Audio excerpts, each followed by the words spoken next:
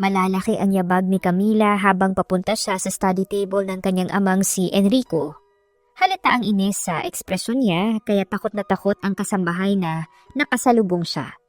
Wala na siyang pakialam. Ang importante lang sa kanya ngayon ay makausap ang ama niya. Hindi na siya kumatok pa.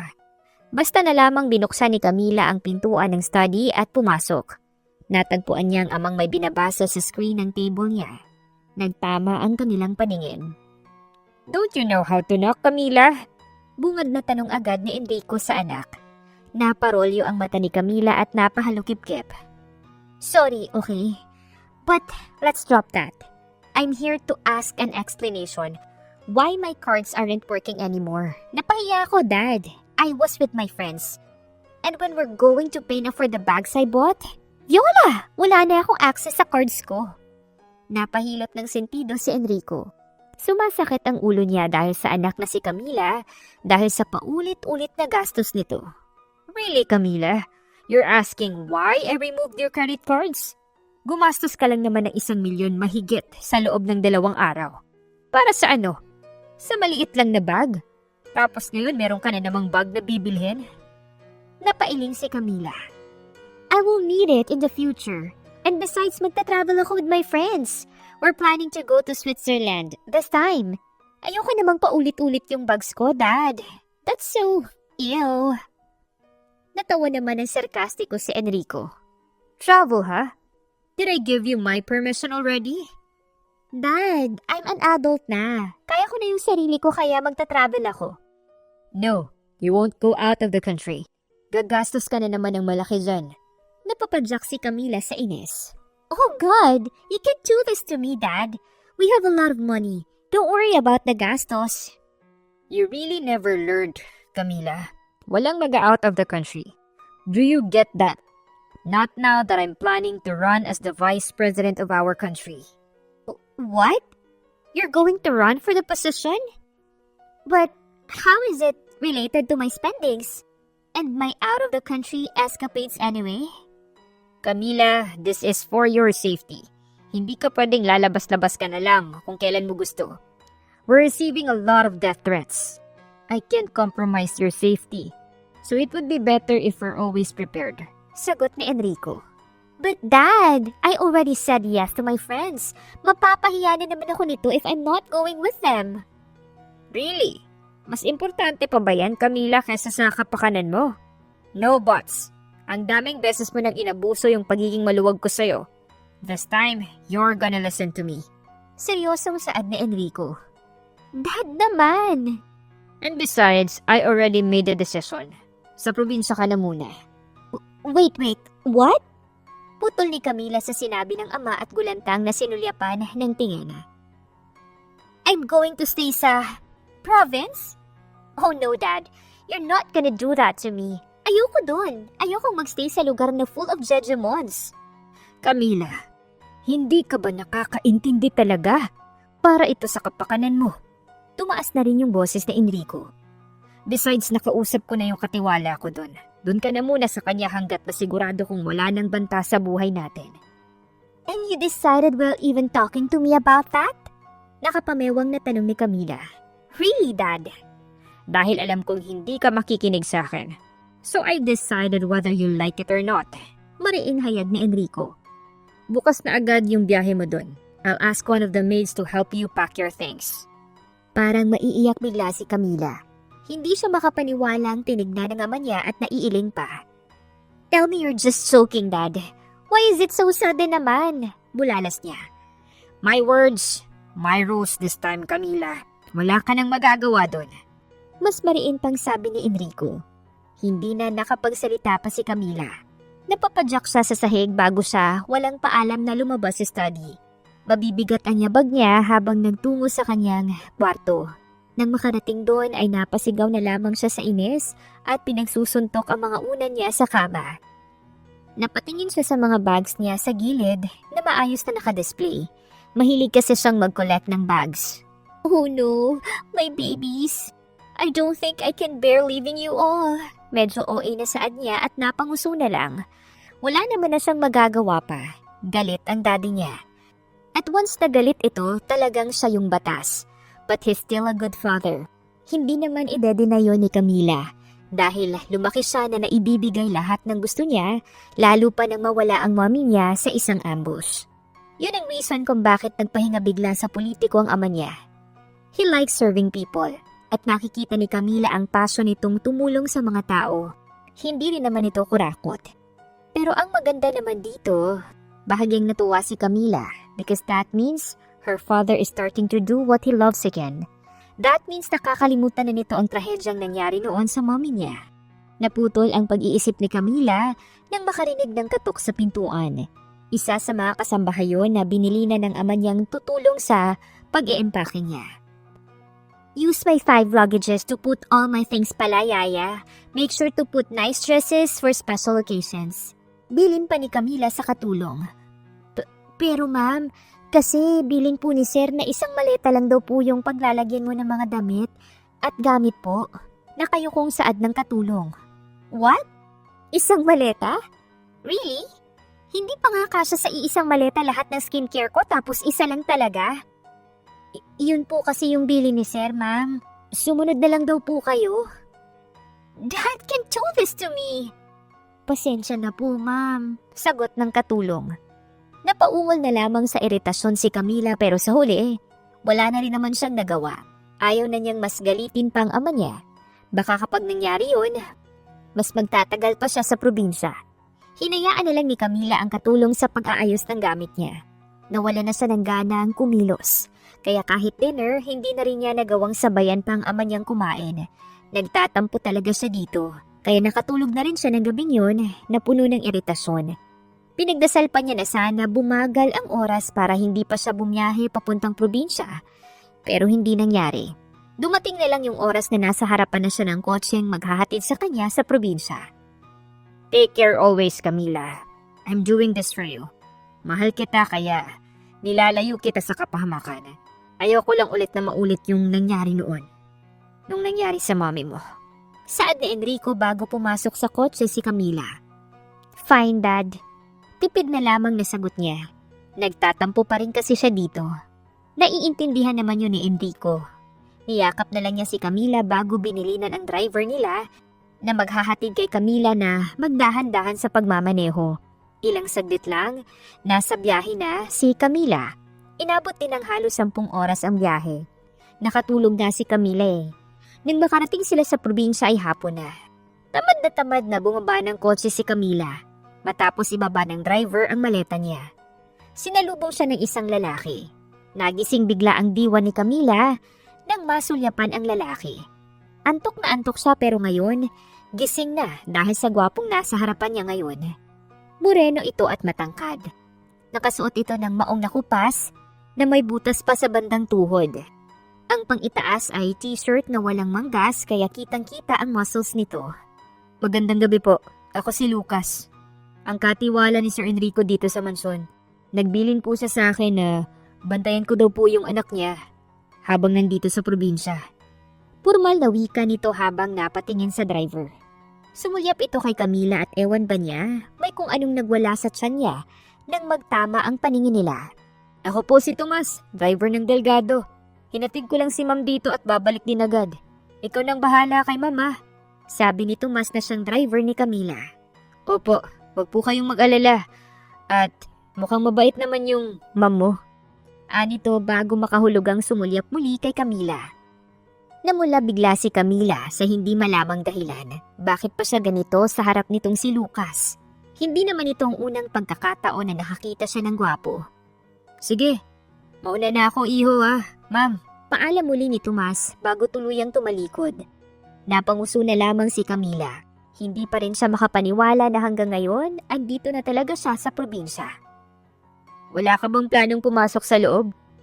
Napukaw agad ang pansin ni Camila nang marinig na magsalita si Lucas. I have plano, okay? I can't believe the fact na andito na ako sa very far from the civility na place na to. God, they didn't even allow me to have my phone here. I truly get bored. Ano na lang yung gagawin ko dito? Mag-count na mga kuliglig. Makipag-socialize sa mga Jejemons people? This is very unacceptable, huh? OA niyang sunod-sunod na sabi. Napailing na lamang si Lucas. Kung umakto ka parang mamamatay ka naman dito ang OA mo. Anito na siyang dahilan na namilog ang mata ni Camila. What? You call that OA? I am not sanay kasi dito sa place na to. I even never tried living in a province ever since. I'm forced to stay here. I hope you get what I feel. This is not easy for me. Naiintindihan ko. Pero sigurado ako na kung ako yung nasa posisyon mo ngayon, hindi ako ang aktong parang katapusan na ng mundo. Sabi pa ni Lucas. Napasinghap na lamang si Camila. What did you say? Pulalas niya. Hindi mo ba naiintindihan yung point ko? Gets ko naman yung point mo. Pointless nga lang. What the? Napatawa na lang ng sarkastiko si Camila at nailing pa. Hindi pa niya naranasang mabara ng ganito. Binabawi na niya ang sinabi niyang gwapo ito sa isip niya. Ang dami mong sinasabi. Halika na sa loob. At ituturo ko pa sa iyo yung kwarto mo. Saad ni Lucas sabay kuha sa maleta ni Camila. Pumasok na sila sa loob. Masama pa rin ang tingin na ipinukol ni Camila sa likod ni Lucas habang sinusundan nito para ihatid siya sa magiging kwarto niya. Hindi na siya gaanong nagkaroon ng time masado para pagmasdan ang paligid dahil sa sobrang iritasyon niya. Ito yung magiging kwarto mo mula ngayon. Saad ni Lucas nang marating nila ang isang pintuan at binuksan yun. Pumasok agad si Camila at pinagmasdan ang buong kwarto. Ayos din naman. Hindi na masama dahil malinis din. Hindi gaanong kalakihan gaya ng room niya sa Maynila, pero this will do. Wait, where's the AC? Takang tanong naman ni Camila. Yan. Tinuro ni Lucas ang malaking bintana kung saan may kurtinang sumasayaw dahil sa simoy ng hangin. What? That's not an AC. Saad pa ni Camila. Ganyan ang aircon dito sa probinsya. Huwag ka nang maghanap ng wala. But, kung ano yung meron, yun yung pagsagaan mo. Putol ni Lucas sa sasabihin ni Camila. Naparolyo na lang ang mata ni Camila sa sobrang iritasyon. Napaka-annoying mo talaga to think that we just met, ha? Isipin mo na kung ano yung dapat mong isipin. Alalahanin mo, sa akin ka binili ng daddy mo. Kaya sa ayaw at gusto mo, susunod ka sa akin. Tumawa ng sarkastiko si Camila. You think I'm scared? I am technically your boss here. You're working for my dad, right? I'm his daughter. Kaya magdahan-dahan ka sa pananalita mo dyan. Wala akong pakialam. Nandito ka ngayon sa probinsya namin kaya matuto kang makisama. Yeah, whatever. Go away na nga. Gusto ka na magpahinga. You're just stressing me out. Pagtataboy ni Camila sa lalaki. Hindi na lang umimik si Lucas at lumabas. Nang mag-isa na lang si Camila ay pabagsak na lang siyang humiga sa kama at napabuga ng hininga sa sobrang iritasyon. Parang hindi pa rin nagsisink in lahat sa kanya. Ito ang magiging buhay niya ngayon. Hindi siya makakatagal dito. She needs to think a solid plan to get out of here as soon as possible. Hindi pwedeng mabulok siya dito. Napaisip bigla si Camila. Sa tipo ni Lucas parang siya yung tipo na mahirap utuin. Halata naman sa pananalita nito kanina. Masyado din itong seryoso. Pero there's no way na wala siyang kahinaan. Hanggang sa napangisi bigla si Camila nang mag-pop up sa utak niya ang isang maitim na balak. Every man's weakness is a woman. Naibulong ni Camila sa sarili. What if I'll play with your feelings? Napahalakhak si Camila sa balak. That's right. Gagawa siya ng paraan para ma-inlove sa kanya si Lucas. And that will be easier for her after that. Kung hindi mapakiusapan ni Camila mismo ang sariling ama, then pwedeng si Lucas ang gumawa. Bibilugin ni Camila ang utak ni Lucas once na fall na yung lalaki ng sobra sa kanya. Malaki ang posibilidad na mangyari yon lalo pat maganda si Camila. Magiging madali lang sa kanyang akitin si Lucas. Humanda ka sa akin, poor you, Lucas. I'll use you at my own disposal. Naiusal niya sa sarili at napatawa dahil nai-imagine pa lang niya kung paano ma-inlove sa kanya ang lalaki, natutuwa na siya. Hindi na malaya ni Camila na nakatulog na siya sa gabing yon. Napagod din kasi siya sa biyahe kaya inumaga na siya ng gising.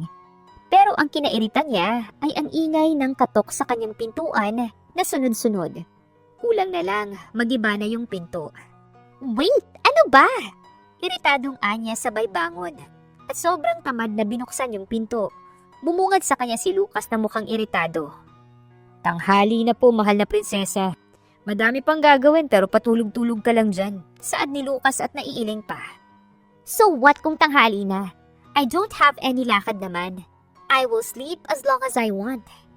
Wala ka sa bahay niyo para gawin yung gusto mo. Bilisan mo na lang dyan at aalis tayo. At saan naman tayo pupunta? Sa bayan, mamamalengke tayo ng pagkain. Huwag nang masyadong matanong. Dapat sa loob ng 5 minuto, ready ka na. Kung hindi, aalis ako mag-isa. At ang ipapamalengke ko lang ay yung para sa akin. Bahala ka na sa kakainin mo. Seryosong saad ng lalaki. What? 5 minutes? Your timer starts now. Sabi ni Lucas bago tumalikod na. Napapadyak na lamang si Camila. Ang aga-aga, iritadong-iritado na naman siya. And it's all because of the same man. At ngayon, 5 minuto dapat ready na siya. Ang bilis naman. Inaabot nga siya ng 2 oras sa CR para gawin lahat ng rituals niya sa skin. Tapos binigyan lamang siya ng lalaking yun ng 5 minutes para maligo. Nakakainis talaga. Wala nang nagawa si Camila. Lumagpas ng 1 pang 5 minuto ang pag-aayos niya. Ni hindi man lang siya nakapag-blower ng hair niya. Pagkarating sa babae, naghihintay na si Lucas sa loob ng isang jeep commander. Naiiling ito at halatang disappointed dahil sa paglagpas ni Camila ng 5 minutes. Don't look at me like that. As if naman sobrang easy to prepare within 5 minutes. Saad ni Camila sa lalaki bago sila pumasok sa kotse. Hindi naman kasi magiging problema yon kung maaga ka lang nagising, diba? Taas kilay na saad ni Lucas. I know, but I was freaking tired last night because of the long ride. What do you expect? Sus, ang dami mong rason. May alarm clock naman dun sa kwarto mo ah. Napailing na lamang si Camila. You know what? Just stop. It's so nonsense arguing with you. Nonsense. Magtagalog ka. Wala ka sa ibang bansa. At saka ano yung suot mo? Tanong ni Lucas sabay sulyap sa katawan ni Camila. Nakasuot kasi ito ng top na puff sleeves at skirt. Naka-heels pa ito. What's wrong with my clothes? This is branded. These aren't fake. Wala naman akong pakialam kahit anong brand niyan. Ang akin lang, hindi yan akma sa pupuntahan natin. And what do you suggest? I'll change? No! Sobrang underdressed na ako dito. I might look cheap kung gagayahin ko yung ayos ng mga babae sa probinsya like the movies. Sige, ikaw yung bahala. Basta huwag kang magrereklamo mamaya. Hindi na lamang nagsalita pa si Camila. Pinaandar na din ni Lucas ang sasakyan hanggang sa bumiyahe na sila papunta sa bayan. Ilang minuto lamang yung biyahe at nakarating na agad sila sa wet market. Andito na tayo. Wait! What are we doing here? Tanong niya dahil malayo pa lang, nandiri na siya dahil abot sa pwesto nila ang amoy ng malalansang isda at karne. There's a lot of people here. No, hindi ako pupunta dyan. Tapos ano, makikihalo ako sa mga pawis ng people? Ng mga may body odor? No way! Umigting ang panga ni Lucas na animoy nagpipigil. Bumaba ka na lang dyan at na makapamalengke na tayo. Didn't you hear what I said? I don't want to make halo with people na amoy pawis. And my body odor. Yung mga tao na sinasabi mong amoy pawis, pagod lagi sa trabaho. Alam ko hindi ka sanay sa kanila pero matuto kang makisama. No nga sabi, sige, maiwan ka dyan. Ikaw na yung bahala sa pagkain mo. Pinalasabi ni Lucas at akmang tatalikod na. Naalarma naman si Camila doon. Gutom na kaya siya at ayaw naman niyang walang makain later. Lalo pat wala naman siyang alam sa pagluluto. Wait! Tigil ni Camila kay Lucas. Pero dahil naka-heels siya at hindi akma ang suot niya sa lugar, halos magkanda tapilok na siya. Nabunggo tuloy siya ng isang mama na nagmamadali. Ouch! Muntik nang maupo sa sahig si Camila kundi niya lang nabalanse yung sarili. Biglang tumingin si Lucas sa direksyon niya. Napabuga ito ng hangin bago dinaluhan si Camila. Aarte-arte ka pa kasi kanina. Susunod ka rin pala. Saad ni Lucas. Ikaw naman kasi, ang bilis mo. Humawa ka na lang sa akin at baka mawala ka pa.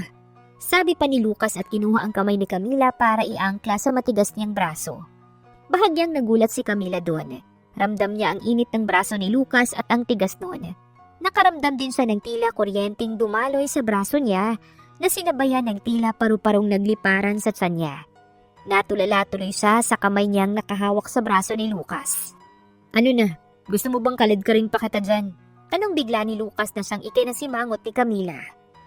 "You're so..." Iritadong ungol ni Camila bago siya nagpahila ng tuluyan kay Lucas sa loob ng wet market.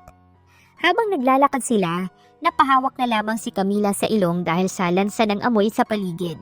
Naghahalo ang amoy ng isda, karne at pawis ng mga taong nagsisiksikan. Mas napakapit tuloy siya sa braso ni Lucas. Apaka-arte talaga. Dinig ni Camila na bulong ni Lucas pero hinapit siya bigla sa bewang na hindi niya inaasahan. Sa isang iglap, naglaho bigla ang lahat sa paligid nila. Nakalimutan bigla ni Camila ang amoy ng paligid at napatitig sa gwapong mukha ni Lucas sa malapitan na ikinakabog ng puso niya ng husto. "Para kang sirang nakanganga dyan. Mapapasukan na ng langaw yung bunganga mo." Saad ni Lucas na biglang ikinabalik ni Camila sa realidad. "You're so close to me kasi. Ang pangit po pala sa malapitan." Rason niya pa. "Sige, kunwari naniniwala akong pangit ako." "It's true kaya." Napailing na lamang si Lucas at hindi na sumagot pa. Hinila siya nito sa may bandang nagtitinda ng isda.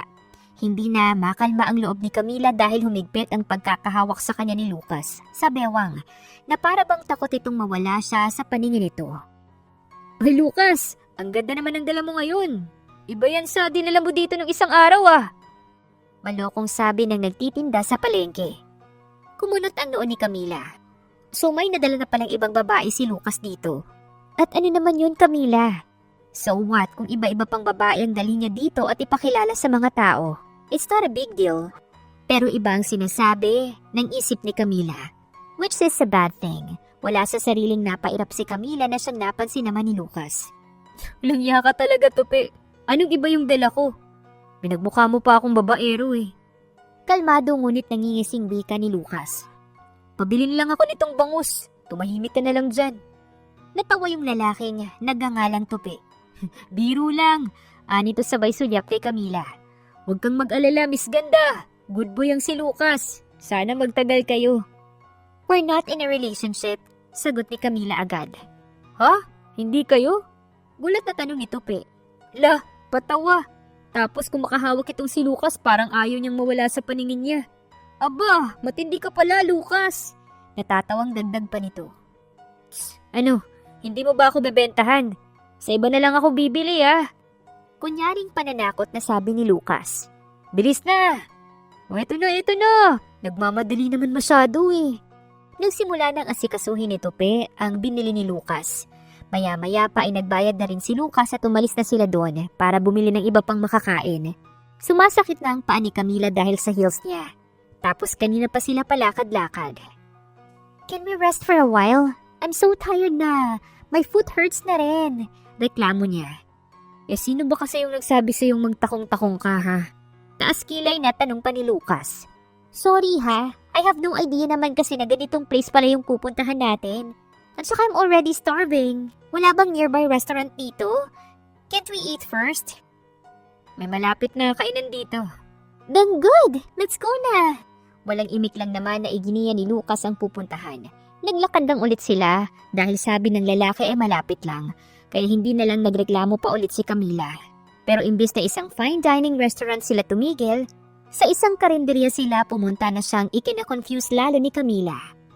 "Where's the restaurant?" "Anong restaurant? Diyan tayo kakain oh." Sagot ni Lucas at tinuro ang karinderya. "That's not a restaurant." "Alam ko at hindi ako bulag. Dito tayo kakain. Huwag ka nang magreklamo dyan. Akala ko ba gutom ka na ha?" "Yes, but bakit kasi dyan?" Nawawala ng pasensyang tanong pa ni Camila. "Anong masama dyan? Masarap naman at malinis ah. Kung ayaw mo, maiwan ka na lang dyan at ako na lang yung kakain. Gutom na rin ako eh, kanina pa." "Wait!" "Sasama ka rin pala eh." Hindi na sumagot pa si Camila at umirap. Pumesto sila sa gilid dahil okupado na ang ibang upuan. Si Lucas na ang nag-order para sa kanila dahil wala namang alam si Camila sa mga pagkain. Narinig niyang tapsilog ang in-order ng lalaki para sa kanya. Nang iserve yun sa kanila, nawiwirduhan na tinitigan yun ni Camila. "What's this again? Tapsinog?" Tanong niya. Natawa si Lucas bigla na siyang ikinatulala ni Camila. Mas lalo itong gumwapo dahil doon dahil lumabas ang biloy nito. "Anong tapsinog?" "Tapsilog." Halatang first time mong kakain ito, no? Huwag kang mag-alala. Masarap yan. Baka makalimutan mo pa yung mga pagkain sa mamahaling restaurant na kinakainan mo sa syudad. Let's see then. Kinuha ni Camila ang kutsara at tinidor at sinimulan na kainin yon. And surprisingly, nagustuhan niya yon kaya napatangu-tangu siya. Ano? Tanong ni Lucas. It's good. Pag-amin ni Camila at hindi na namalayan pang sunod-sunod na pala ang pagsubo niya na siyang kinangisi lalo ni Lucas. Naparami ang kain ni Camila dahil doon. Napadighay pa siya na mas kinatawa ni Lucas. Nang matapos na silang kumain ay gumanda na ang mood ni Camila. Ang sarap naman kasi ng kinain nila. Walang-wala talaga yung mga pagkain ng mga mamahaling restaurant na kinainan na niya before. Nang nakauwi na sila, naligo agad ulit si Camila para mag-freshen up. Si Lucas naman ay nag-ayos ng mga pinamili nila. Habang nagsasabon si Camila sa banyo, binuksan niya ang gripo at nagulantang siya nang mapagtantong walang lumabas na tubig. What the? No! Gulantang na pagsigaw ni Camila. Dali-dali siyang nagbalot ng tuwalya sa katawan at lumabas. Lucas! Lucas! Tawag niya sa lalaki. Mabilis namang nagpunta si Lucas sa kanya. Gulat ang unang rumihistro sa mukha nito dahil sa ayos ni Camila. Tumikim ito agad at napaiwas ng tingin. Anong kailangan mo? There's no water! How am I supposed to rinse myself? Iritadong saad ni Camila. Pasensya na, nakalimutan kong sabihin kanina na minsan talaga nawawala ng tubig sa tanghali dahil may inaayos na tubo. May malapit namang poso dito. Mag-iigib na lang ako. Then go and be quick. Tumaas ang kilay ni Lucas. Ganyan na dapat talaga humingi ng pabor. Ikaw yung may kailangan kaya ayusin mo yung pagsasalita mo. Iritadong saad niya. Sorry, okay? I didn't expect this. I'm just so pissed right now. Nailing na lang si Lucas. Akmang babalik na lang si Camila sa CR nang bigla siyang nadulas, bigla. Pero mabuti na lang ay maagap si Lucas at nahila siya. Ang ending tuloy, nakapatong na siya kay Lucas. Ramdam niya ang tigas ng katawan nito. Parehas silang nagulat doon, lalo pa nang hindi sinasadyang maglapat ang mga labi nila. Dampi lang dapat yun, pero parehas silang napapikit at ninamnam ang tamis ng halik. Nalasing sila sa pagkakalapat ng labi nila sa isa't isa pero kalaunan, si Lucas din ang naunang humiwalay. Ang bigat mo, sabi nito at inalalayan siyang tumayo ng maayos. Napaiwas na lamang siya ng tingin. Tumikim si Camila. Excuse me, hindi kaya? Paano mo nalaman? Ako naman yung nabagsakan mo. Sige na, mag-iigib na ako ng pangbanlaw mo. Hindi na hinintay pa ni Lucas ang sagot ni Camila at mabilis nang tumalikod at umalis. Natulala na lamang si Camila at napahawak sa sariling labi. Hindi naman yun ang unang halik niya, pero bakit kakaiba ang naramdaman niya? Ang lambot ng labi ni Lucas. Parang nakatatak na yun sa sistema niya. Napaungol na lang siya sa iritasyon nang may mapagtanto. No, Camila. Don't tell me you're attracted to that annoying guy. You're not. Naiinis na Anya sa sarili. Matapos ang halik na yon, napansin ni Camila na tila ba umiiwas na sa kanya si Lucas. Though hindi pa rin maiiwasan ang pagbabangayan dahil sa pagiging bossy ng lalaki sa kanya, pero nahahalata ni Camila na may parang pader na talagang nakaharang sa pagitan nila. Mahirap din para kay Camila ang mga nagdaang araw dahil biruin mo yon, gumagawa na siya ng mga gawaing bahay gaya ng paglalaba at paghuhugas ng pinggan. Hindi niya alam kung paano niya nalalagpasan yun, lalo pat naiiyak na lang siya kapag nakikitang nagdadry ang skin niya. Tapos natatanggal na ang nail polish niya. Sa sumunod na linggo, may nag-imbita kay Lucas na kakilala nitong makisalo-salo sa isang birthday. Sasama ka sa akin mamaya para makahalubilo ka naman ng mga tao dito. Saad ni Lucas kay Camila. Wala sa sariling napairap si Camila. Ayaw niya sana dahil napagod kaya siyang maglaba buong araw ng damit niya. Nainis siya dahil sira yung washing machine na gagamitin niya sana. As if naman I have a choice. Supladang sagot niya. May choice ka naman. Pwede kang maiwan dito mag-isa para may kasama si Junjun. Junjun? Who's Junjun? Takang tanong ni Camila. Yung batang kaluluwa, napakalat-kalat dito sa gabi. Ano ba? Inis na wika ni Camila at nakaramdam ng takot. Don't joke around like that. Fine, sasama na ako, okay? Ngumisi si Lucas. Okay. Sa hapon sila gumayak para umalis. Gumamit sila ng kotse sa pupuntahang bahay at kakilala ni Lucas. Nang dumating doon ay nagsimula na ang kasiyahan. May mga nag-iinuman na ring mga lalaki at maingay yung videoke na siyang umaalingaw-ngaw sa paligid. Kaagad silang sinalubong ng kakilala ni Lucas. Hoy Lucas! Mabuti naman at nakadalo ka. Kanina ka pa namin hinihintay. Siyempre naman Mang Ben, hindi naman pwedeng lumiban ako sa birthday niyo. Nakangiting sabi ni Lucas kay Mang Ben. Tama yan! At ipakilala mo naman kami sa magandang binibining kasama mo.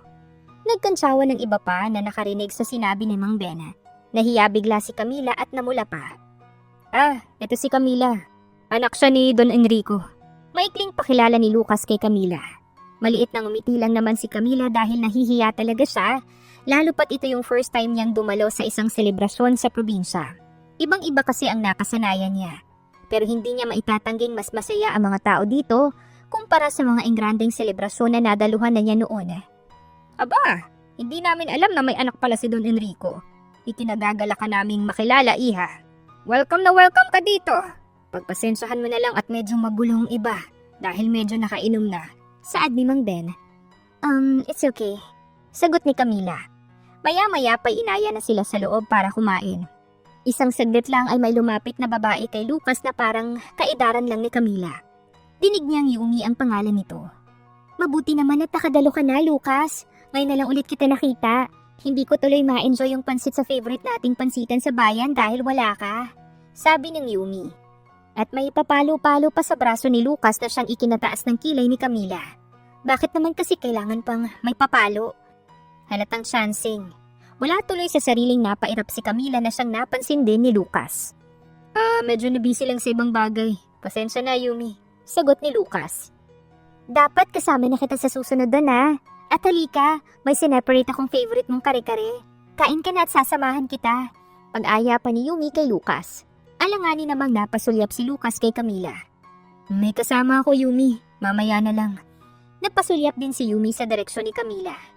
Ayos lang naman sa kanya Papupuntahin ko na lang dito si Karen para may kasama siya. Suggestion pa nito. Agad namang napailing si Camila. No, it's okay. I'll be fine here. Go with her na. Sagot na lang niya. Umiling pa si Lucas. Dito nga lang ako. Hindi mo ba narinig? Ayos lang daw siya, Lucas. Tara na. Putol pa ni Yumi sa sinasabi ni Lucas. Bahagyang umigting ang panga ni Lucas at napabuntong hininga na lang. Mapilit din si Yumi at hindi talaga siya tinigilan. Kaya sa huli, sumama siya dito. Napairap na lang sa kawalan si Camila nang mawala na ang dalawa sa paningin niya. Halatang may gusto yung Yumi kay Lucas.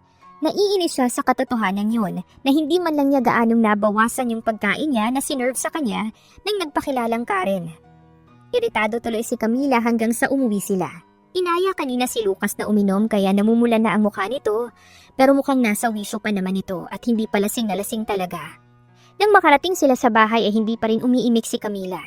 Aakyat na sana siya sa taas papuntang kwarto nang naramdaman niya ang paghawak sa kanya sa braso ni Lucas kaya napatigil siya. What? Taas kilay na tanong ni Camila. Galit ka ba? Tanong ni Lucas. Why would I be mad? I'm just tired and sleepy. Kanina ka pa hindi namamansin. Simula nung inaya ko ni Yumi na kumain.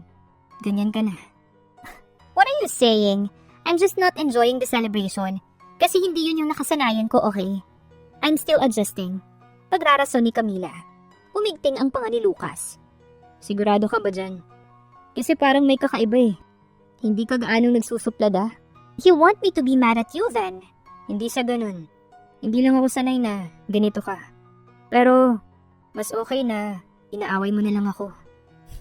You're insane. Naiiling na bulalas niya. Siguro nga. Pero mas magandang mataray ka na lang sa akin. O sabihin mo na lang kung ano yung kinasasama ng loob mo para mapag-usapan natin. And what is it to you? If I'm indeed mad, it doesn't matter, right? Napailing siya at napabuntong hininga. But never mind, forget it.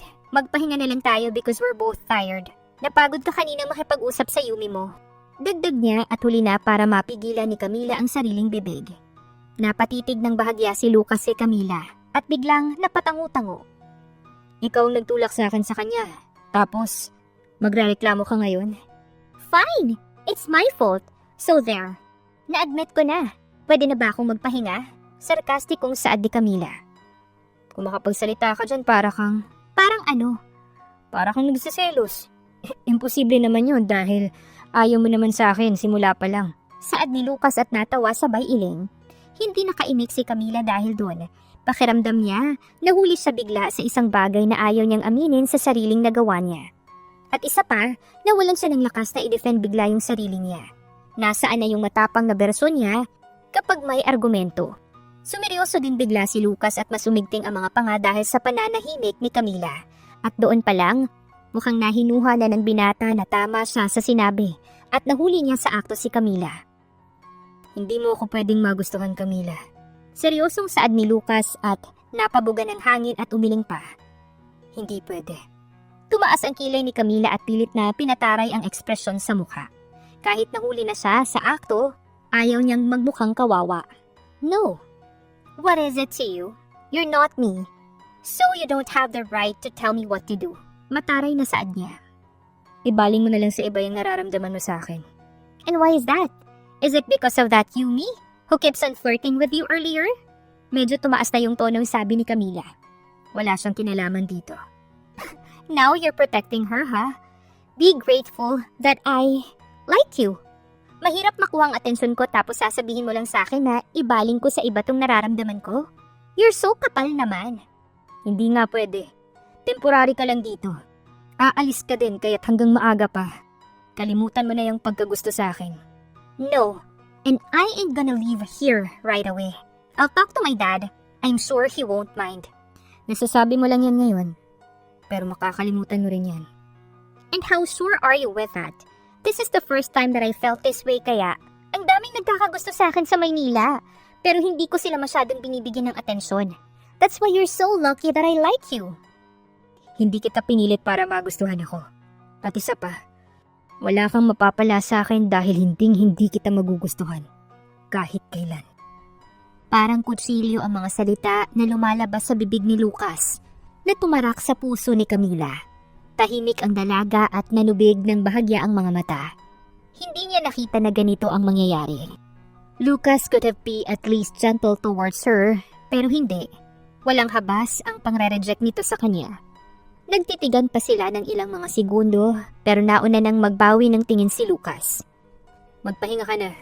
Maikling sabi ng lalaki sa kanya bago tuluyang tumalikod. Lumabas ito at iniwan si Camila na kumikirot ang puso. Ngayon lang siya nagkagusto sa lalaki ng ganito. Tapos ganito pa. Parang naglaho bigla lahat ng tapang niya. Dumiretso na lamang siya sa kwarto at naiiyak na humiga doon. Bakit ba kasi ayaw sa kanya ni Lucas? Maganda naman siya at sexy. Matalino din siya. Siguro iba talaga ang tipo nitong babae. Siguro ang tipo nito ay mga kagaya ni Yumi. Mas lalong pumait ang nararamdaman ni Camila bago na tuluyang nakatulog. Kinabukasan, umiiwas si Lucas kay Camila. Hindi ito namamansin at talagang gumagawa ng paraan para hindi mag-cruise ang landas nila. Gusto sanang makausap pa ni Camila ang lalaki, pero talagang lumalayo ito sa kanya. Hanggang sa hinayaan na lamang niya ito. She won't chase for him. Hindi pa naman siya gaanong tanga para gawin yon. Kahit selos na siya kapag nalalaman niyang magkasama sila lagi ni Yumi. Isang hapon, nakatanggap ng tawag si Camila mula sa telepono sa mansyon nila sa Maynila. Naiiyak siya ng bahagya dahil nalaman niyang daddy ngayon. How's my princess? Malambing na tanong ni Enrico sa kabilang linya. Dad, I miss you. Sabi ni Camila. Ngayon niya lang na-realize yun. Mas kalmado na silang pareho ngayon. Malayong malayo sa panahon na nagkasagutan sila nang piliting siya ni Enrico na mamalagi muna sa probinsya. I miss you too, princess. I actually have a good news for you. Saad ni Enrico. Bakas na bakas ang ngiti sa kabilang linya. What is it, Dad? We already caught the person behind the threats we keep on receiving. Pati yung mastermind ay nahuli na. We've decided to hire the best security agency and I can guarantee you that their service is world-class. Kaya wala na tayong dapat ikabahala. Bukas na bukas din ay pwede ka nang bumalik dito sa Maynila. Imporma ng ama ni Camila. Ipapasundo kita sa driver natin. Napasinghap si Camila. Hindi niya alam kung ano ang magiging reaksyon niya. Ito naman ang gusto niya simula pa lang pero bakit parang nagdadalawang isip na siya. Nagplano pa nga siya na paibigin si Lucas para mapadali yung pagbalik niya sa Maynila, pero nag-backfire lang lahat sa kanya. Camila? Princess? Nagbalik sa realidad si Camila. Yes, Dad. Sorry, may naisip lang. But that's a good thing. I'd get to leave this place full of Jejemon's people now. Anya sa parang natatawang tono para maitago ang lungkot na nararamdaman niya. Ikaw talaga. The people are nice there. Siguro kung mas magtagal ka pa dyan, mas magugustuhan mong magstay. Oh no, Dad. Gusto ko nang umuwi. I know, dear. Kaya babalik ka na. Mas mabuting malapit ka sa paningin ko. But please, when you come back here, refrain from spending too much. Sumasakit yung ulo ko kapag nalalaman kong ang laki-laki ng nagagastos mo araw-araw. Natawa naman si Camila. That, I can't promise, Dad. I am your high-maintenance pretty princess. Oh yeah, you got it from your mom. But nonetheless, I still love you. Saad ni Enrico na siyang bumalot sa init ng puso ni Camila. I love you too, Dad. Matapos ang tawag, nang pagtalikod niya nagulat siya nang bumulaga sa kanya si Lucas na seryosong nakatingin sa kanya. Napahawak pa siya sa dibdib dahil sa gulat. Goodness, huwag kang basta-bastang nanggugulat, bulalas ni Camila. Pero sa likod ng isip niya, hindi niya maiwasang magulat dahil si Lucas ang naunang pumansin sa kanya ngayon. Iwas na iwas pa naman ito sa kanya. Totoo ba? Tanong bigla ni Lucas. Totoong alin? Na aalis ka na bukas. Pasensya na. Narinig ko yung pag-uusap niyo ng daddy mo. Kumunot ang noo ni Camila.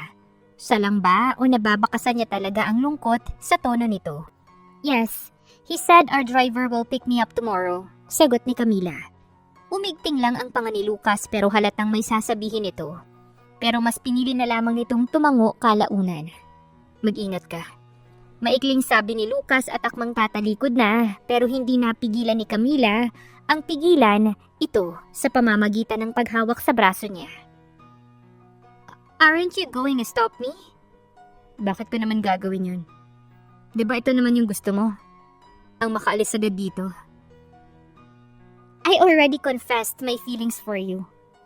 If you're going to tell me to stay, I will hindi. Mabilis na pagputol ni Lucas sa sinabi nito. Hindi ko gagawin yan. Bumalik ka na sa dating buhay mo. Ang kagaya mo, hindi dapat nakukulong sa lugar na to. Kaya sige na. At saka wala ka talagang aasahan sa akin. Sumiklab ang inis sa dibdib ni Camila pero hindi na niya isinaboses pa yon at binitawan na lang ang kamay ni Lucas. Tumangu-tangu siya. Okay, I guess this is a goodbye then. Don't worry, once I'll go back to Manila, baka makakita pa ako na mas gwapo sa'yo dun. I'm going to forget about my feelings for you so, yeah, it's fine. Sagot niya kahit labas naman sa ilong niya yon lahat. Hindi siya sure kung makakakita pa siya ng kagaya ni Lucas. Iba kasi ito kumpara sa ibang lalaking nakilala niya noon pa. Hindi nga niya alam kung anong klaseng mahika ang bumalot sa kanya para magkagusto kay Lucas. Tumango lang sa huli si Lucas at yun na nga ang huling pag-uusap nila. Dahil kinabukasan, nang sunduin si Camila ng driver nila, hindi na niya muling nakausap si Lucas. Ang sabi naman ng driver nila, nakausap nito ang binata kanina at nagpaalam na aalis sandali para may asikasuhin. Hindi naman na nagtanong pa si Camila kung ano yon dahil mukhang nagmamadali yung driver nila. Sa buong biyahe, hindi maalis ni Camila si Lucas sa isip niya hanggang sa makarating sila sa bahay nila. Sinalubong siya ng ama niya ng isang mainit na yakap. How's province? Tanong ni Enrico kay Camila. It's fine, Dad. Maikling sagot ni Camila na siyang ikinakunot ng noo ni Enrico. Are you okay? Yes, Dad. Medyo napagod lang sa biyahe. I just need some rest. Pagsisinungaling ni Camila. Tumango si Enrico. Mukhang kumbinsido naman.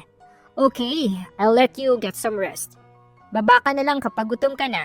I will just tell our maids to prepare food for you. Thanks, Dad. Walang ganang sagot naman niya bago tuluyang umakyat sa kwarto. Namiss niya ang kwarto niya pero hindi niya talaga magawang maging masaya ngayong nakabalik na siya. Nakatulog siya na mabigat ang kanyang loob. Pagising niya ay nakatanggap siya ng tawag mula sa kaibigan na inaaya siyang lumabas para gumala at magbar dahil nabalitaan na nga ng mga ito ang pagbabalik niya. Pero wala talaga siyang gana kaya tumanggi siya. Hindi naglalabas ng kwarto si Camila kaya pati yung ama niya ay nagtaka na rin na hindi napigilan pang katukin siya mismo sa kwarto niya at kausapin. Are you sure you're okay, princess? Napapansin ko lang na wala kang gana lately. Saad ni Enrico. Dad, I'm fine. I just wanna stay here in my room. Besides, ayaw mo nun? Baka kapag lumabas ako at gumala, mag-spend na naman ako ng millions. You can't fool me, Camila. I am your father. Did something happen back in the province? Nagkaganyan ka na lamang nang bumalik ka dito eh. Did someone hurt you there? Wala, Dad. The people are nice there actually. Then what? Wala talaga, Dad. May kinalaman ba dito si Lucas? Kaagad namilog ang mga mata ni Camila dahil doon. Oh, what are you saying, Dad? Bakit siya nasali sa usapan? He called me and asked me, how are you? Nagtaka ako dahil hindi naman tatawag yung si Lucas kung hindi tungkol sa negosyo natin sa probinsya o tungkol sa hasyenda nila at nangangailangan ng payo. They have hacienda? Yeah. Sila ang pinakamayaman sa probinsya actually. But their family is too down to earth, kaya malapit sila sa mga tao. Pero hindi yun yung usapan. Tell me, did he do something to you? Napaiwas na lamang ng tingin si Camila at napalunok pa. Hindi siya magaling magsinungaling kaya hindi na siya nakasagot pa. Bumuntong hininga si Enrico. Do you like him? Tanong nito. I ain't that surprised anymore. Lucas is actually a nice guy. Pero kung sinaktan ka niya, I'll forget the fact na naging anak na rin yung turing ko sa kanya. Seryosong dagdag pa ng Ginoo. I like him but he doesn't feel the same way. Pag-amin niya at nahihiyang napayo ko. Well, it's his loss, not yours. Don't worry. I'm sure na may ibang lalaki pa dyan na mas magmamahal pa sa'yo. You're still young, sweetie. Mag-enjoy ka muna sa ngayon. The right man and the right love will come soon. Huwag mong mamadaliin dahil darating ka rin dyan. Payo pa nito. Yeah, right, Dad. I was just too hurt. You know, this is the first time that someone just rejected me. Akmang sasagot na si Enrico ulit pero narinig nila pareho ang katok sa labas mula sa isang katulong. Sir, pasensya na po sa istorbo pero may naghahanap po kay Ma'am Camila sa labas. Imporma ng katulong. Who's that? Maybe it's just my friends. They've been persuading me to go out with them to have some fun, saad ni Camila. Lalaki po kasi yun, ma'am. Lucas daw po yung pangalan. Nahigit ni Camila ang hininga. Nagkatinginan sila ni Enrico ng makahulugan hanggang sa umalis na ang katulong at nagpaalam na may gagawin pa sa baba. Why is he sudden here? He hates the pollution here in the city. Kaya bakit lumuwas pa talaga siya? Takang tanong ni Enrico. I don't know, Dad. Kakausapin mo ba siya? Kasi kung ako lang yung tatanungin, ayaw kong babain mo siya at kausapin. He already hurt you by rejecting your feelings. Hindi ko basta-basta matatanggap ang mga taong nanakit sa anak ko pero it's still your decision.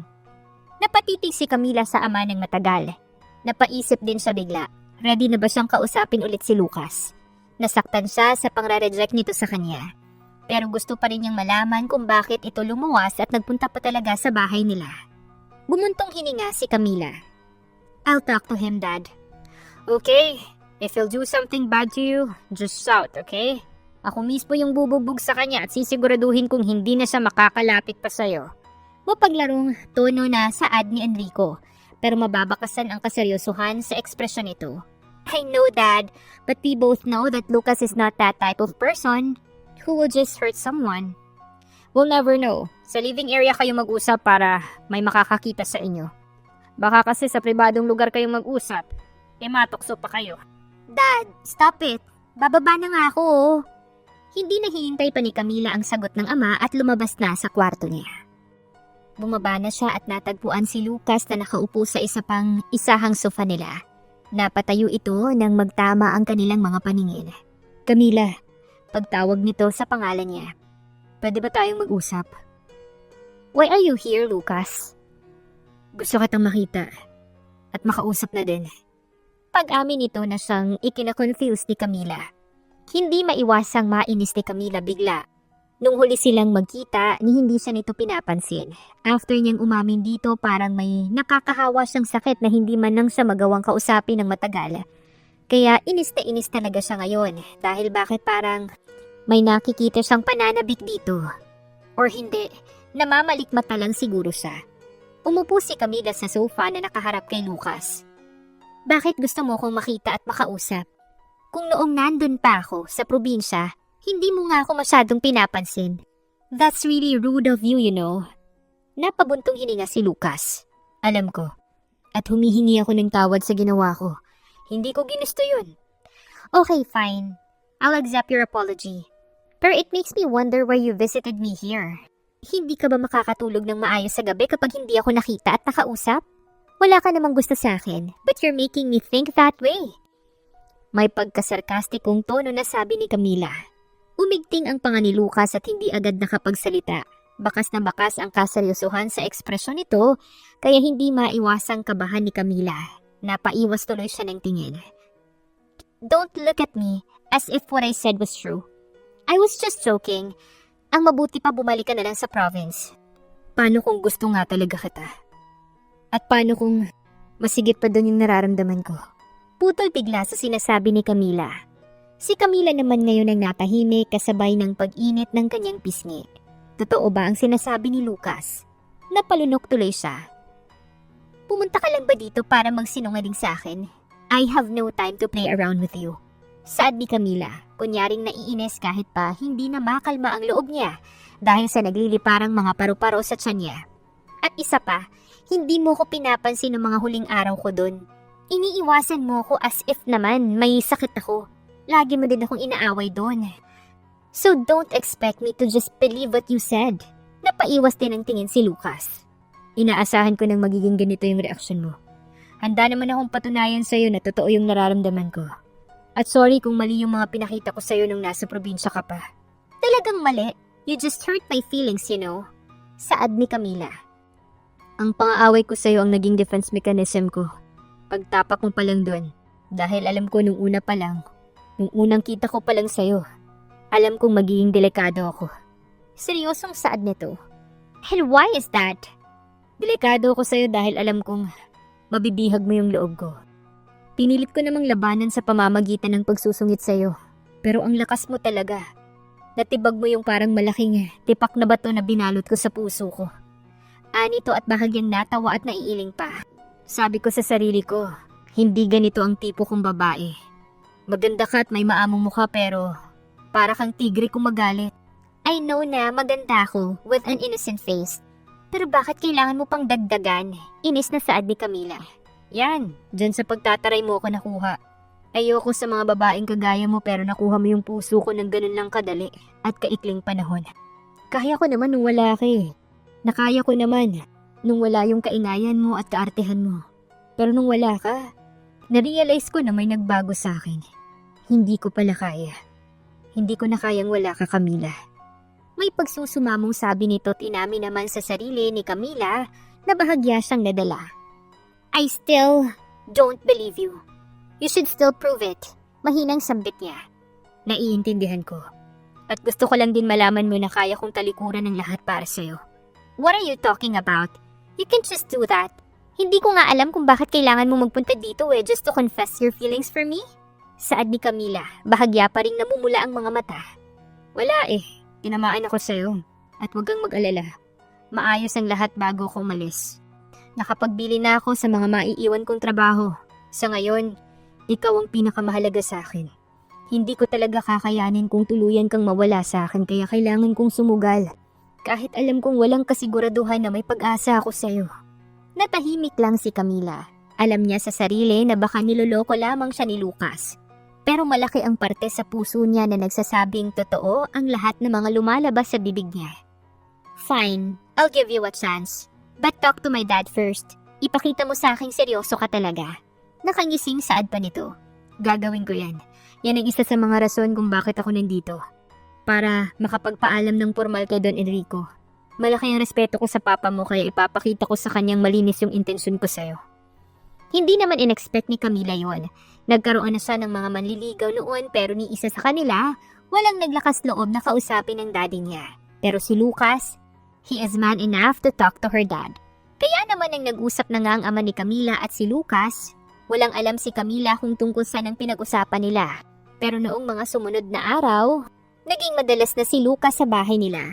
Seryoso siyang niligawan ng lalaki at inamin naman ni Camila na sobrang apektado siya doon. Pinipilit niya ang sariling pahirapan ng lalaki ng mga ilang buwan pero ito siya. Pigil na pigil siyang gawing official yung relationship nila. What will you feel if I'm going to make you as my official boyfriend now? Tanong ni Camila bigla kay Lucas habang nasa garden sila at nag-iikot doon. Maganda ang panahon ngayon at hindi gaanong masakit sa balat ang sikat ng araw. Kaya malaya silang nakakapaglakad-lakad habang pinagmamastan ang mga namumukadkad na bulaklak na alaga ng mga kasambahay.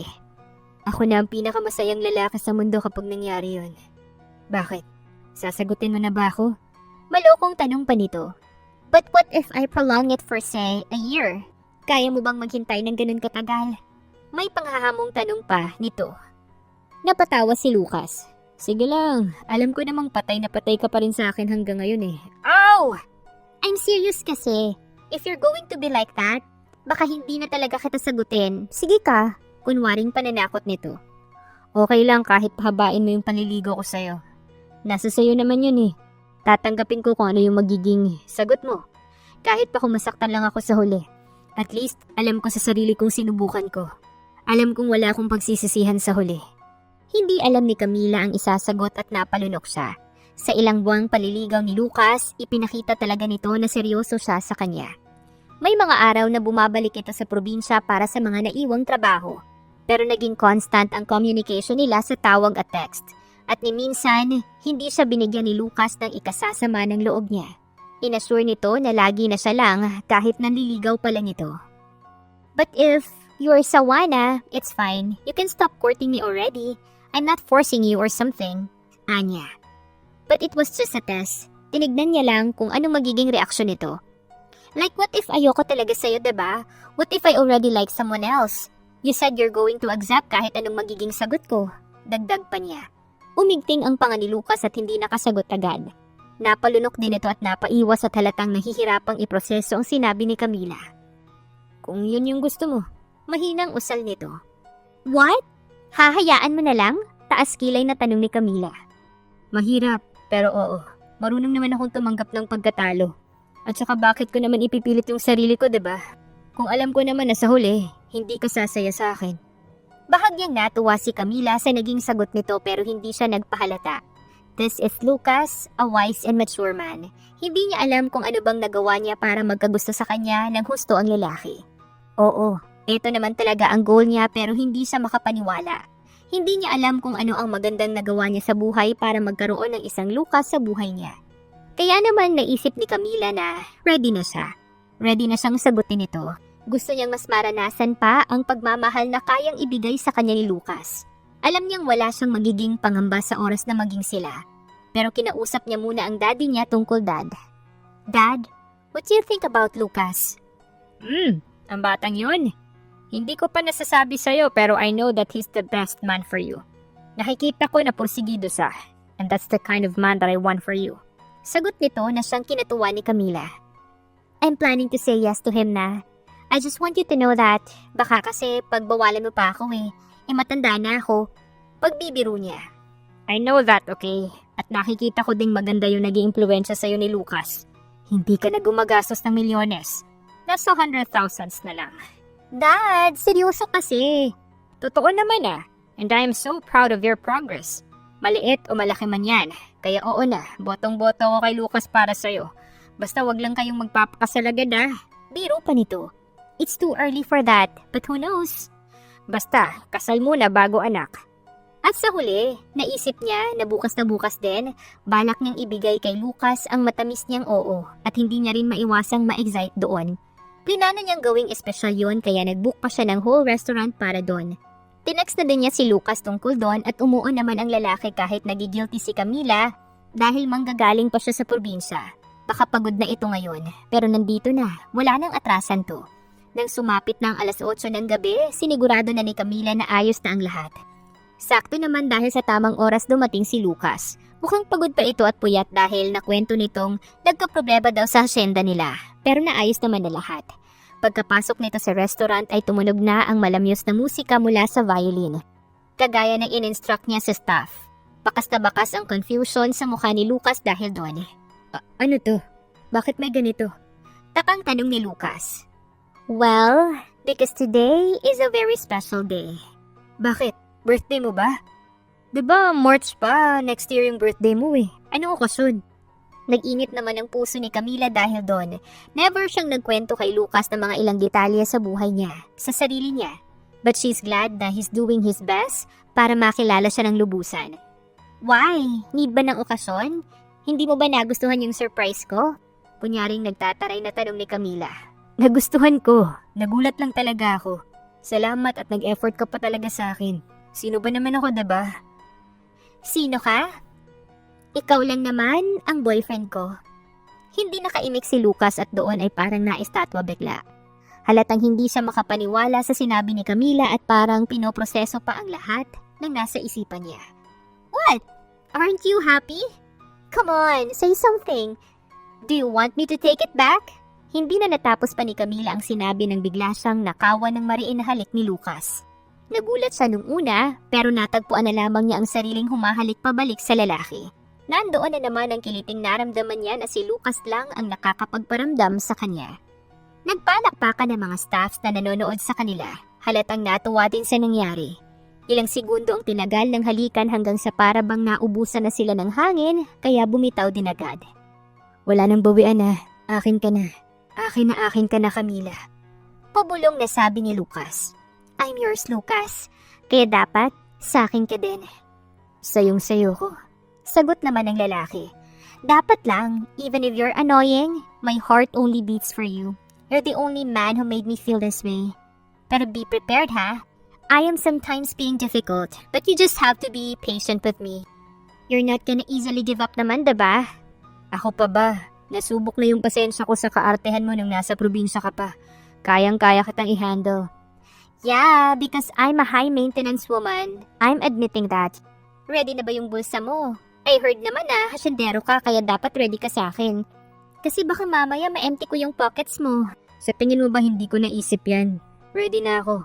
Kayang-kaya kitang buhayin kahit pa magkapamilya na tayo. At pati na rin yung mga apo natin sa tuhod. Natawa si Camila. Ikaw talaga, you're so advanced. But that's good, you're ready. Kahit pang annoying mo minsan, alam kong responsible ka naman. Siyempre, mahirap na kung baka sa isang araw magdildil tayo ng asin. Hindi ko hahayaang mangyari yun. Ngumiti si Camila. She's glad that Lucas is ready. Sobrang turn on ang kagaya niyang lalaki na hindi lang puro pagmamahal ang kayang ibigay. Kasi syempre, sa panahon ngayon, hindi na sapat na dapat mahal niyo yung isa't isa. Dapat, ready na din kayo. I love you, Lucas. Madamdaming hayag pa ni Camila habang nakatitig sa binata. Mahal na mahal din kita. Bulong din pabalik ni Lucas. Sa isang iglap, nagkahugpong muli ang kanilang mga labi. Alam nilang pareho na nagsisimula pa lang sila. Marami pang magiging hamon sa relasyon nila, pero alam din nilang hindi sila magpapatinag. Sisiguraduhin nilang ang mga hamon na yon ang magpapatibay pa sa kanila. At dito na nga nagtatapos ang kwentong pag-ibig ni Camila at Lucas. Naway nagustuhan po ninyo ang kwentong aming hatid sa inyo. Hanggang sa susunod po, abangan pa rin ang mga kwentong puno ng aral, pagmamahal at inspirasyon. Siyempre, dito pa rin po yan sa inyong inaabangang Dear Siren. Và đem tới niềm vui. Các thích thú và thất vọng là một phần của cơ chế phản hồi giúp não bạn phân biệt được hành vi hữu dụng và hành vi vô ích. Phần thưởng có vai trò kết thúc vòng lặp phản hồi và hoàn tất một chu kỳ thói quen. Nếu một hành vi cho thấy nó không đủ hiệu dụng trong bất kỳ bước nào của 4 giai đoạn, nó sẽ không trở thành một thói quen. Loại bỏ đi tín hiệu thì thói quen của bạn không bao giờ bắt đầu hình thành, giảm bớt cơn thèm muốn, bạn không bao giờ có đủ động lực để hành động. Hoặc giả làm cho hành vi trở nên khó khăn thì bạn không thể thực hiện nó được. Và cuối cùng, nếu phần thưởng không đủ sức thỏa mãn cơn thèm muốn, bạn sẽ không có lý do để lặp lại hành động ấy trong tương lai. Thiếu 3 bước đầu tiên, hành vi sẽ không xảy ra. Thiếu cả 4, hành vi sẽ không lặp lại. Tóm lại, tín hiệu kích hoạt cơn thèm muốn, từ đó làm cho động lực phản hồi dẫn đến phần thưởng sẽ thỏa mãn thèm khát. Và sau cùng sẽ tạo nên liên kết tín hiệu. Cùng với nhau, 4 bước này hợp thành một vòng lặp phản hồi của hệ thần kinh, tín hiệu, cơn thèm muốn. Tín hiệu, cơn thèm muốn, phản hồi và phần thưởng. 4 giai đoạn của thói quen được mô tả rõ ràng nhất bằng vòng lặp phản hồi. Chúng tạo nên một chu kỳ khép kín bất tận xoay quanh mỗi khoảnh khắc trong đời bạn. Vòng lập thói quen này liên tục dò quét môi trường sống, đưa ra dự đoán điều xảy ra tiếp theo, thử nghiệm và phản hồi khác nhau, và học tập từ kết quả. Phản hồi, phần thưởng, tín hiệu, cơn thèm muốn phản hồi chính là vòng lặp này giúp tạo nên các thói quen tự động. Vòng chu kỳ này được gọi là vòng lặp thói quen. Quy trình 4 bước này không phải là thi thoảng mới xảy ra, thay vì nó là một vòng lặp phản hồi vô tận luôn.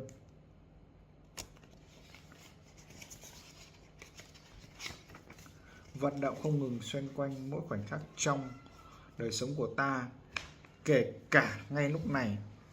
Bộ não liên tục quét qua môi trường, dự đoán điều sắp xảy ra, thử nghiệm các phản ứng khác nhau và học tập từ kết quả.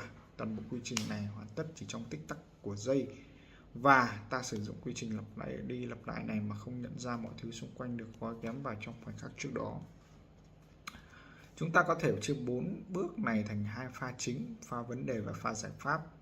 Pha vấn đề bao gồm tín hiệu và cơn thèm muốn, và đó khi làm bạn nhận ra có một cái gì đó cần thay đổi. Pha giải pháp bao gồm phần phản hồi và phần thưởng, và đó là khi bạn bắt đầu hành động và đạt thay đổi mong muốn. Pha vấn đề, pha tín hiệu, cơn thèm muốn, pha giải pháp, phản hồi, phần thưởng. Mọi hành vi đều được thúc đẩy bằng một khao khát giải quyết vấn đề. Đôi khi vấn đề có thể là bạn nhận ra tốt và muốn đạt được, đôi khi vấn đề lại đang bị đau ở đâu đấy và làm dịu cơn đau. Dù là kiểu nào thì mục đích của mọi thói quen đều muốn giải quyết vấn đề bạn đang gặp phải. Trong bảng ở trang tiếp theo, bạn có thể xem một ví dụ của các vấn đề này. Hãy tưởng tượng bạn bước vào một căn phòng tối mò mẫm với ông tắc đèn. Bạn thực thi thói quen đơn giản này nhiều lần đến mức nó xảy ra không cần suy nghĩ. Bạn đi qua 4 giai đoạn chỉ trong một phần nhỏ của giây, thôi thúc hành động ập tới không cần suy nghĩ. Khi đã trưởng thành, ta hiếm khi nhận ra các thói quen đang vận đúng trọng thành trong cuộc sống của mình. Phần đông chúng ta không hề suy nghĩ lại những chuyện mình đã thắt dây giày trong một buổi sáng, hay đắn đo xem rút dây điện máy nướng, hay sau khi sử dụng, hay lúc nào thay đồ thoải mái thì đi làm về. Sau hàng thập kỷ việc lập trình tinh thần, chúng ta vận động lẻn vào các mô hình suy nghĩ và hành động này. Pha vấn đề, tín hiệu, điện thoại, rung tin nhắn, bạn đang trả lời mail, cơn thèm muốn đọc tin. Bạn bắt đầu cảm thấy căng thẳng, quá tải công việc, bạn muốn kiểm soát. Pha giải pháp, bạn cần lên ghế điện thoại, lên đọc tin. Pha phần thưởng, bạn mong muốn đọc tin nhắn, hành động cầm lấy điện thoại, dây kết tín hiệu thông báo có điện thoại. Bí quyết để tăng tối đa tỷ lệ thành công của bạn là chọn lĩnh vực thi đấu phù hợp. Chọn đúng thói quen rồi thì quá trình thực hiện sẽ dễ dàng. Chọn sai thói quen thì cuộc sống sẽ chật vật. Không dễ thay đổi gen có nghĩa là tạo nên sự ưu điểm lớn trong trường hợp có lợi và trở ngại nghiêm trọng trong những trường hợp bất lợi. Thói quen sẽ dễ thực hiện hơn nếu thói quen đó tương hợp với kỹ năng tự nhiên của bạn. Hãy chọn thói quen phù hợp với nhất mình. Chơi một trò chơi mà ở đó sức mạnh của bạn có lợi thế. Nếu bạn không tìm được trò chơi mà mình có lợi thế thì hãy tạo ra nó. Gen của chúng ta không chỉ tiêu thụ nhu cầu cần phải làm việc chăm chỉ, mà gen làm rõ nó. Gen bảo chúng ta nên chăm chỉ những gì. Quy tắc God Key Clock duy trì động lực trong đời sống và công việc. Vào năm 1955, Disneyland vừa mới mở cửa ở Anaheim, California, thì một cậu bé 10 tuổi bước vào hỏi xin việc. Lúc bấy giờ luật lao động khá là lỏng lẻo nên cậu bé đã xoay sở để có được vị trí bán sách hướng dẫn với giá $0 trên một cuốn. Trong vòng 1 năm, cậu bé chuyển sang gian hàng ảo thuật của Disney, nơi cậu được các bánh lới từ các nhân viên đàn anh. Cậu thử nghiệm các mẩu chuyện cười và thử các tiết mục thường lệ với khách ghé thăm. Không lâu, cậu phát hiện ra điều cậu thích làm không phải là biểu diễn ảo thuật mà là nghệ thuật biểu diễn nói chung. Cậu bắt đầu phóng tầm nhìn trở thành một diễn viên hài. Bắt đầu từ những năm thiếu niên, cậu trai trẻ biểu diễn trong các cuộc đêm nhỏ quanh Los Angeles với đám đông nhỏ và tiết mục ngắn. Anh ít khi xuất hiện ở trên sân khấu quá 5 phút, phần đông mọi người đều không chú ý, họ đang bận uống rượu hoặc nói chuyện với bạn bè. Có một đêm anh còn trình bày màn hài độc diễn của mình trước một câu lạc bộ bóng trống trơn theo đúng nghĩa đen. Đó không phải là một công việc vinh quang, nhưng hiển nhiên là anh dọn lên từng ngày. Tiết mục đầu tiên của anh chỉ kéo dài khoảng 1-2 phút. Đến khi bước vào trường trung học, chất liệu của anh trở nên mở rộng ra và thành một màn 5 phút và chỉ ít năm sau, sau 10 phút vào tuổi 19, anh đã biểu diễn hàng tuần cho 20 phút một lần diễn. Có lúc anh phải đọc vài ba bài thơ trong một show để kéo dài thời gian cho đủ. Nhưng kỹ thuật của anh ngày càng tiến bộ.